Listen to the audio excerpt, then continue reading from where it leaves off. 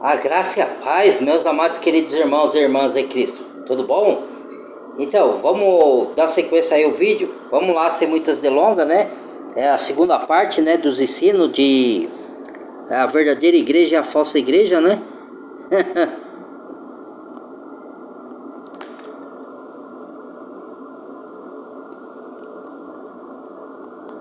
Amarras das instituições corrompidas? Prepare-se, pois a jornada pela verdade ainda está apenas começando. Vamos direto ao ponto, porque aqui não há espaço para meias verdades ou soluções superficiais.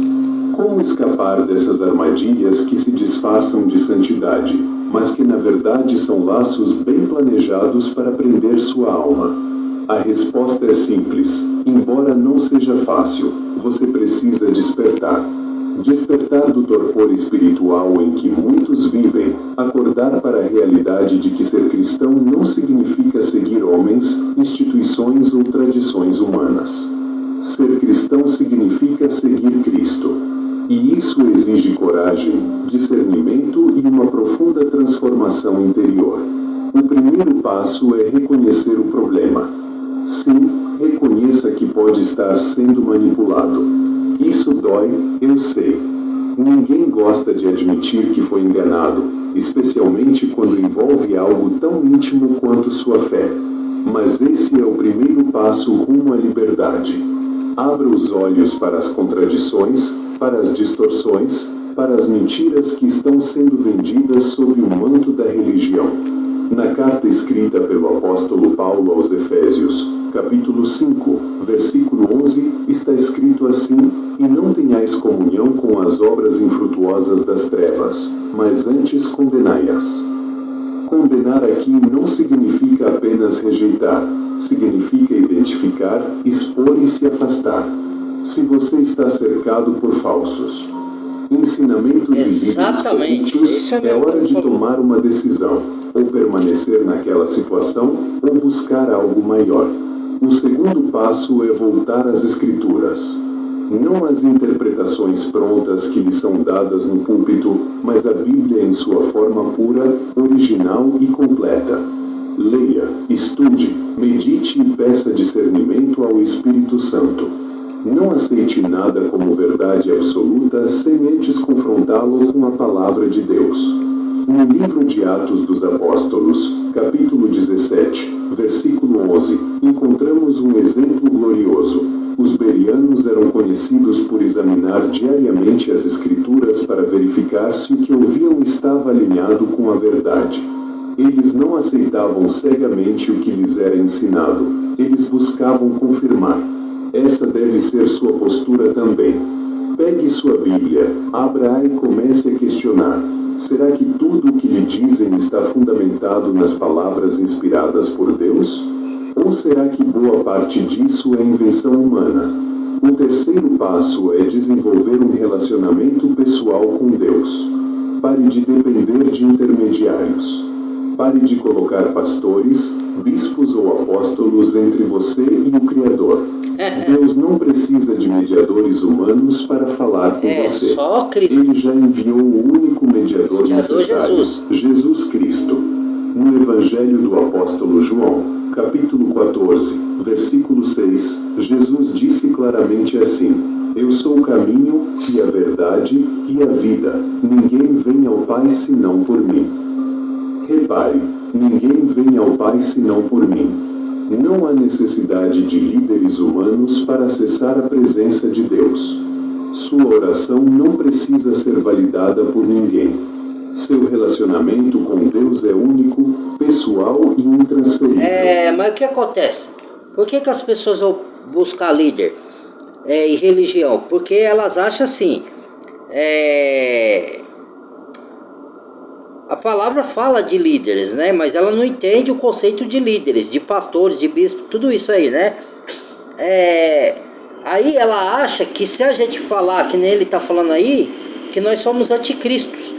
Os religiosos, né? Eles acham que nós somos anticristos, que a gente quer afastar ele de Deus. A gente quer trazer eles para Deus, para a palavra da verdade, e afastar da falsa noiva, que é a meretriz babilônica que está descrita em Apocalipse. Entendeu? A gente está fazendo isso por amor das almas. Mas eles não enxergam isso. Ele acha que a gente é anticristo e que, o anticristo verdadeiro tá lá dentro, cara. E não é. Não tem só um anticristo. Tem um que é o líder mundial, mas tem vários anticristos, que é o espírito do anticristo que está habitando em cada pessoa que distorce a palavra de Deus, que é anticristo. A palavra é anti-bíblia, é anti-palavra de Deus. Entendeu? Ele pega, tira do contexto, distorce e leva engano. O diabo conhece a Bíblia, irmãos. O anticristo conhece a Bíblia. Os falsos profetas conhecem a palavra de Deus. Acordem. Tívio. O quarto passo é: abrace o desconforto da liberdade espiritual. Saiba que abandonar sistemas religiosos corrompidos pode ser doloroso. Pode haver pressão social, julgamento, até mesmo perseguição. Muitos de seus amigos ou familiares podem não entender sua decisão. Eles podem tentar convencê-lo de que você está errado, que está abandonando a fé ou dando lugar ao diabo. Ignore-os. Na carta escrita pelo apóstolo Paulo aos Gálatas, capítulo 5, versículo 1, encontramos um alerta poderoso que diz: para a liberdade foi que Cristo nos libertou. Permanecei, pois, firmes e não vos submetais novamente a um jugo de escravidão. Liberdade espiritual não é confortável. Ela exige coragem e resistência. Mas vale a pena. Aí esse jugo de escravidão, os religiosos vão falar para vocês assim: é escravidão do pecado, irmãos. Também, é do pecado também, mas o engano é um pecado, ou não? Fraudulência, distorção da palavra, engano, inverdades não são pecado? Aí eu te pergunto, e na onde tem engano? Na onde estão distorcendo a palavra de Deus, irmãos? Se você permanecer, você é conivente. Ué? Você encontra a verdadeira essência do Evangelho. Agora, vamos à segunda questão crucial: como restaurar a pureza da fé em meio a tantas distorções?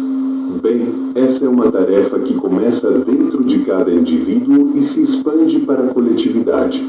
É impossível restaurar algo que está quebrado sem antes reconhecer a gravidade da ruptura. Aqui vão algumas sugestões práticas. Desconstruir para reconstruir. Talvez seja necessário desmontar completamente aquilo que você aprendeu sobre religião e começar do zero. Isso pode parecer assustador, mas é essencial. Livre-se das doutrinas humanas, das tradições farisaicas e dos rituais vazios. Volte à simplicidade do Evangelho: amor, graça, misericórdia, justiça.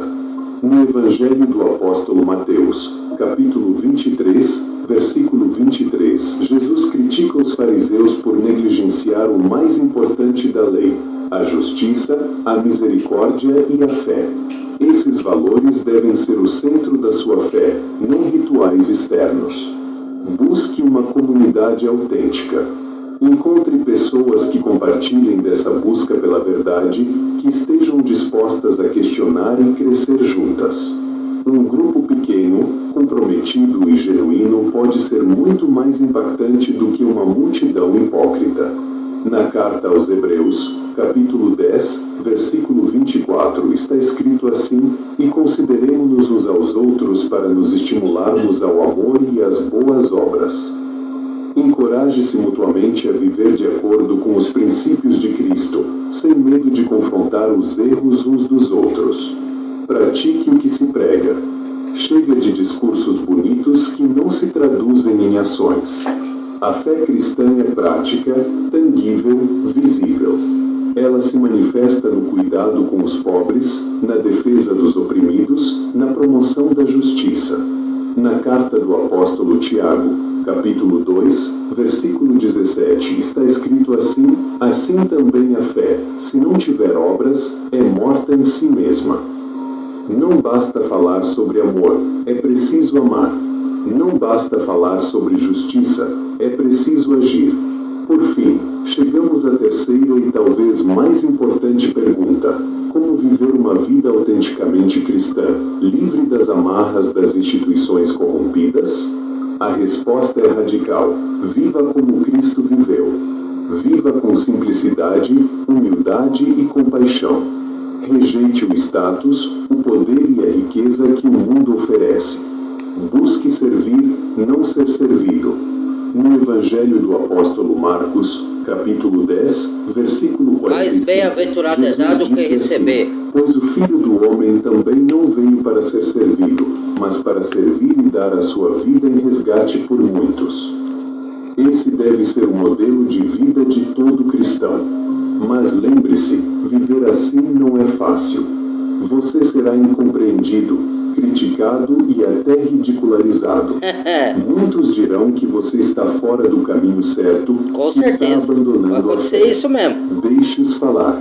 Na primeira carta do apóstolo Pedro, capítulo 4, versículo 12, está escrito assim: Amados, não estranheis a ardente prova que vem sobre vós para vos experimentar, como se coisa estranha vos acontecesse.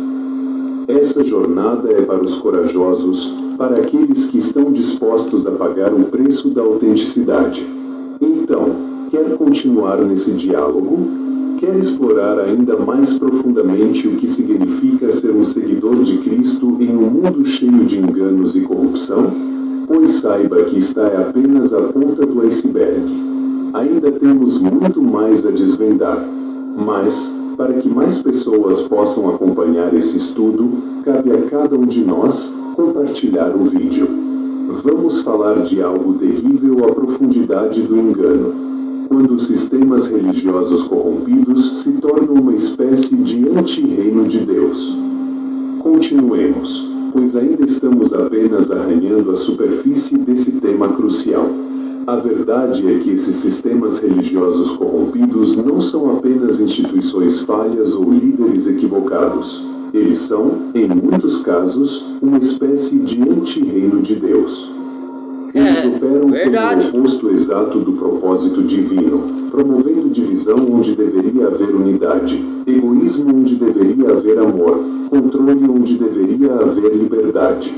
Mas vamos explorar isso com mais detalhes, porque precisamos entender profundamente por que essas estruturas estão tão distantes do coração de Deus, e como podemos evitar nos tornarmos parte delas. Vejamos primeiro o conceito de unidade espiritual. O apóstolo Paulo, na sua carta aos Efésios, capítulo 4, versículo 3, exorta os crentes a diligentemente guardarem a unidade do Espírito no vínculo da paz.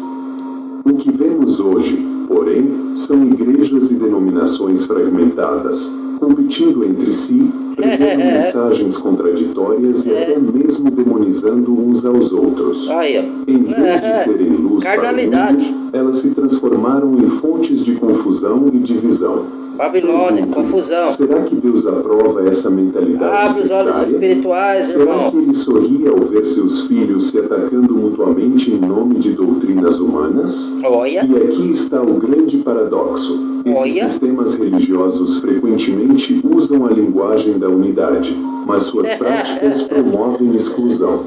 Eles criam círculos fechados, onde só quem segue certas normas é considerado o verdadeiro cristão. Eles constroem muros invisíveis, separando nós deles, como se fossem donos da salvação. Isso é diametralmente oposto ao que Jesus ensinou.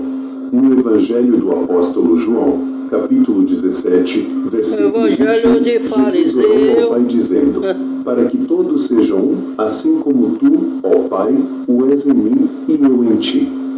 A unidade que Cristo almejava era uma unidade inclusiva, baseada no amor e na graça, não em dogmas rígidos ou rituais vazios. Exatamente. Mas o pior de tudo é que esses sistemas corrompidos não apenas dividem, mas também incentivam comportamentos egocêntricos. Pense Exatamente. bem, quando um líder religioso prega prosperidade financeira como prova de bênção divina, ele está promovendo o quê?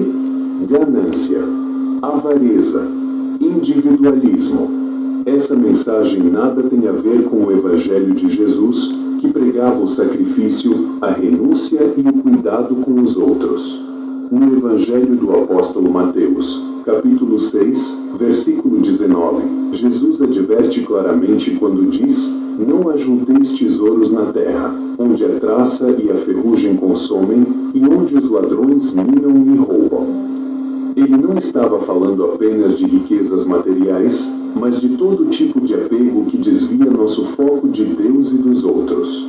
Então me diga, como pode um sistema que glorifica o acúmulo de bens ser considerado cristão? E aqui entra outro ponto crítico, o controle. Esses sistemas religiosos corrompidos têm uma sede insaciável de poder. Eles controlam seus fiéis através do medo, da culpa e da manipulação emocional. Já parou para pensar nisso? Quantas vezes você ouviu frases como: se você sair dessa igreja, estará abandonando Deus? Ou então, Deus não vai te abençoar se você não obedecer ao pastor. Esse tipo de discurso não é apenas errado, ele é abusivo. Ele tira a liberdade espiritual das pessoas, aqui tem uma ressalva aqui. Porque, irmãos, entendei. Líder abusivo, obedecei vossos guias. Está escrito na palavra. Guia, que guia para a palavra. Obedecer não quer dizer obediência cega. Você tem que comparar o que ele está falando com as escrituras. E quando eu falo, tem uma... Eu não esqueci aonde está agora esse versículo. Eu estou com a Bíblia aberta aqui, mas eu estou lendo outra parte das escrituras. Então, tem uma parte das escrituras que fala assim, eu não sei se está em Timóteo, 1ª, 2ª Timóteo. Aí fala assim, não, eu acho que é Tito, a carta de Paulo a Tito, não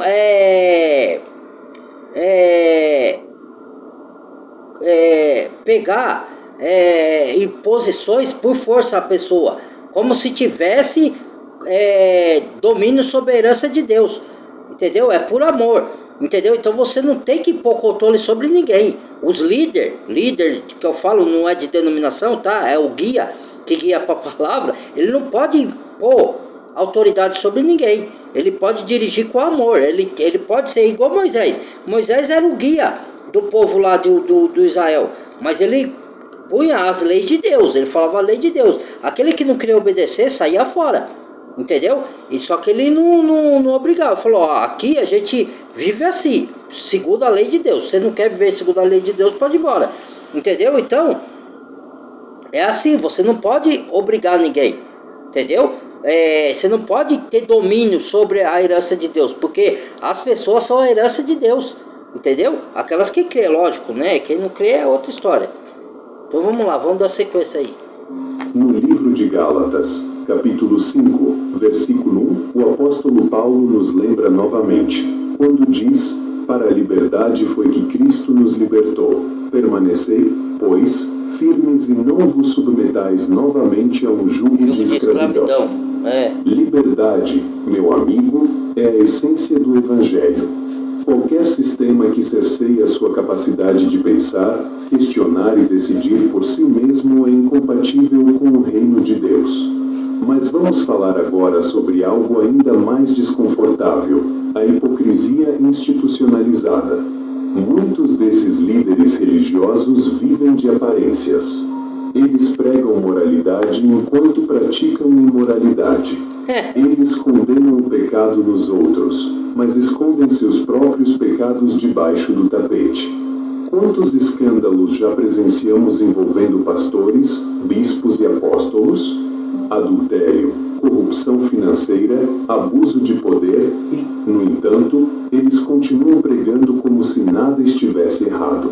No Evangelho do Apóstolo Mateus, capítulo 23, versículo 3, Jesus disse sobre os fariseus, falando assim: fazei, pois, e observai tudo o que vos disserem, mas não os imiteis nas suas obras, porque dizem e não fazem. Que denúncia contundente, feita pelo próprio Jesus. Esses falsos líderes exigem que os outros sigam regras rigorosas, mas eles mesmos não praticam hipocrisias. Como alguém pode confiar em tal liderança? E aqui está a pergunta que deve ecoar em sua mente: o que você está fazendo para não ser parte desse problema? Sim, você. Não adianta apenas criticar os outros se você não está disposto a olhar para si mesmo. Será que você não está contribuindo para esse sistema corrompido ao aceitar passivamente suas mentiras? Será que você não está sendo cúmplice ao financiar esses impérios religiosos com seus dízimos e ofertas? Na carta escrita pelo apóstolo Tiago, capítulo 4, versículo 17, está escrito assim... Porque assim, a pessoa tem que entender, irmãos, alguns irmãos têm que entender, quando a gente fala essas coisas, às vezes é duro a gente admitir que está sendo enganado, é duro você olhar para dentro de si, né, e reconhecer que você tem erros, tem pecado como qualquer outro ser humano, tá? E buscar corrigi-los. Aqui, como eu sempre falo, quando eu leio alguns versículos, tipo assim, religião hipócrita, fariseus hipócritas, vós sois filho do diabo, eu estou falando que está na Bíblia, eu não estou julgando ninguém, porque a mim não cabe julgar ninguém, porque eu também sou falho e pecador, entendeu? Agora, tem vários tipos de julgamento na Bíblia. Tem julgamento que a Bíblia manda a gente fazer. A gente não pode fazer um julgamento hipócrita, julgar o outro e fazer a mesma coisa, igual o religioso fariseu, né, que Jesus chamou de hipócrita. Você fala pro outro não adulterar, mas você adultera, entendeu? Então, aí você está sendo hipócrita. Ou o julgamento de juízo, de autocondenação, você mandar a pessoa para a condenação, que isso só pertence a Deus. Agora, julgar para provar os espíritos, julgar as coisas que está sendo discutida, julgar se a pessoa, o que ela está falando está proveniente com a Bíblia, isso é julgamento que a palavra manda você fazer, entendeu? Então as pessoas não entendem isso daí. Que sabe fazer o bem e não o faz, comete pecado. Saber é uma coisa, agir é outra. Se você percebe que está sendo enganado, então é hora de tomar uma posição. É hora de dizer basta. Então, como agir? Aqui vão algumas sugestões práticas. Desobedeça às vozes que promovem medo. Pare de dar ouvidos a quem usa ameaças para controlá-lo. Deus não é um tirano que castiga seus filhos por pequenos erros. Ele é um pai amoroso que deseja restaurar, curar e libertar. No Evangelho do Apóstolo João, eu concordo com ele nisso aí, só que assim, por pequenos erros, não quer dizer que ele apoia você continuar no pecado e na maldade, irmãos. Entendeu? Ele está falando assim, que ele não é um Deus rigoroso, porque a gente é falho, a gente é pecador, certo? Concorda? Então a gente em algum momento vai falhar. Deus não é aquele pai rigoroso que fica contabilizando os seus pecados e fala, você vai pro juízo, meu filho, se arrependa, senão eu vou te condenar pro lago do fogo. Não é assim que funciona também, irmãos. Não é isso. Mas você tem que ter a consciência de que quando você erra, você tem que se corrigir, pedir perdão para Deus e tentar se consertar para não ficar praticando aqueles erros. Aí sim, mas Deus também não está lá. Toda vez que você tropeçar por descuido ou por fraqueza humana, não, você vai pro inferno, já errou, já pecou. Não é assim, irmãos. É o que eu falo de você ter o equilíbrio, não é 8 nem é 80. Você não pode ser um libertino, mas também não pode ficar com aquele medo de Deus. Temor de Deus é questão de reverência, de respeito pelo caráter de Deus. Não é temor de você, não, Deus vai mandar pro inferno, né? Existe o lago do fogo? Existe. Mas você não pode ficar com esse medo, porque a própria palavra fala assim, o verdadeiro amor lança fora todo medo. Nós, o cristão, não temos mais medo do dia do juízo, porque nós estamos na mão de Deus. Entendeu? Se você eventualmente cair, fraquejar, você está lutando contra o pecado, contra a carne, para não praticar, mas porventura você tropeça, só você confessar a Deus, pedir perdão, se arrepender genuinamente e voltar, começar de novo. É isso, entendeu? 36. Jesus disse assim, se, pois, o Filho vos libertar, verdadeiramente sereis livres. Entende? Livre. Liberdade significa que você não precisa viver sob o peso do medo. Se você identificar corrupção dentro de uma instituição religiosa, não se cale. Exponha, confronte-a, questione-a, denuncie as injustiças. No livro de Provérbios, capítulo 29, versículo 25, está escrito assim, o temor do homem armará laços, mas aquele que confia no Senhor será posto em alto refúgio. Não tenha medo das consequências. Confie em Deus para protegê-lo. Busque comunhão autêntica. Encontre pessoas que compartilhem seus valores e compromissos com a verdade. Construa relacionamentos baseados no amor e na transparência, não no controle e na manipulação.